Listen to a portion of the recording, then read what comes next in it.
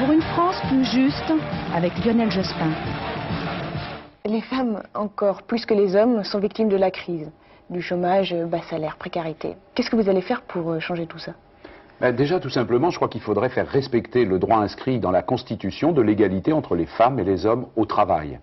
Je fixerai des contrats d'objectifs pour les partenaires sociaux afin qu'ils négocient pour que les écarts de salaire diminuent, pour que les discriminations à l'embauche ou dans les promotions cessent. Et puis, l'État employeur, lui, il devra donner l'exemple.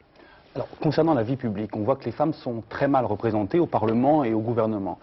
Est-ce que vous ne croyez pas que le temps est venu qu'enfin elles y trouvent toute leur place? Le temps est d'autant plus venu que nous sommes à l'avant-dernier rang des pays européens pour la représentation des femmes.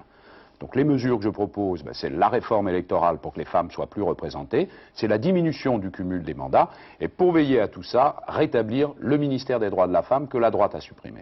Oui, et nous avons d'autant plus de raisons d'être inquiètes que les actions de commando se multiplient, que les déclarations contre l'IVG et contre la contraception sont de plus en plus nombreuses. Alors, comment résister à cette dérive? La liberté de donner naissance, la maîtrise de leur corps par les femmes et aussi par les familles, c'est une conquête. Il faut qu'elle soit respectée partout, que les moyens existent, faire appliquer la loi contre les commandos anti-IVG, et agir donc dans cette direction, y compris contre les violences sexistes. L'égalité et la dignité de la femme, ce sont des valeurs très importantes dans la société. Une société démocratique se mesure à la façon dont elle les fait respecter. J'ai bien l'intention, élu président de la République, avec les femmes, aussi avec les hommes, de les faire pleinement respecter.